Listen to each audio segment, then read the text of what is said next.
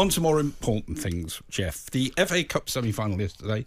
City scrambled their way past Chelsea. There's lots of articles in the paper bemoaning the fact that Jackson can't hit a barn door, even though he made lots of good runs, and they just blew a load of chances again.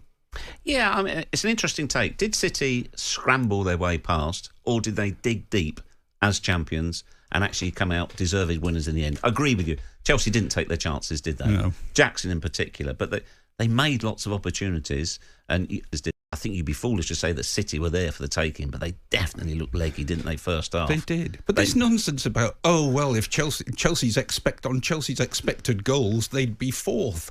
I mean, we never used to have expected goals. It never used to be a thing. But now, they should be fourth because they can't score. I'm not a fan of expected goals because, if you say to me expected goals, so it's the same metric if it's Erling Haaland or Nicholas Jackson in the same position. Does that work like that?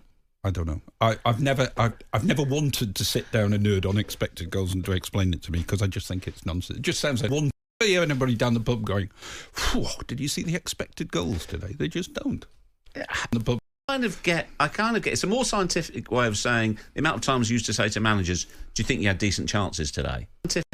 There is a scientific measure there, but I don't think it's absolute. Just on City, you're saying they looked leggy first half. We've heard a lot about tiredness. I read two pieces in the papers this week. One that's on Pat Nevin talking about how the fact he once played 2 games in the league. They had a league game and then he played a full Members' Cup final the next day. And Graham Souness, your old mate in the Mail, going, "Don't give me tiredness. It's all nonsense. I was never tired. We won the league with 15 players at Liverpool," and all that. All which were far from forgiving. So there's not a lot of sympathy from the older pros for this tired argument. I can understand that because it just wasn't something that was talked about in those days, was it?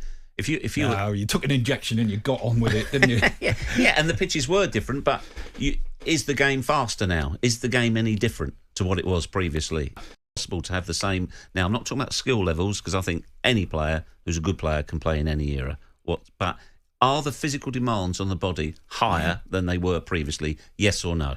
Yes, possibly.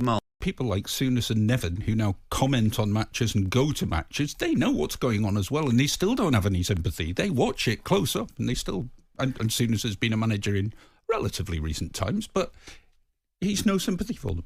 I can understand that as well. Sympathy? You seem to have. Oh, dear. I remember one player saying to me, "You nameless.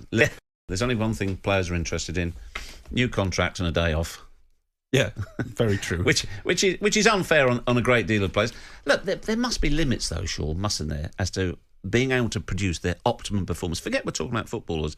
Any athletes at the top level, there's only a certain amount of performance out that is available to them. Now, complaining about it, you also do wonder, what sort of mentality does that engender? Indeed. Privately, you can understand players. I'm absolutely exhausted here. I wonder about saying it publicly, but at the same time, they're saying, "Look, we're getting flogged here, and we'll come on to FA Cup replays later." And the amount of football being played, is anybody actually listening to players? Are we in the media? Are we too dismissive? Anybody have their thoughts? Have they got genuine concerns?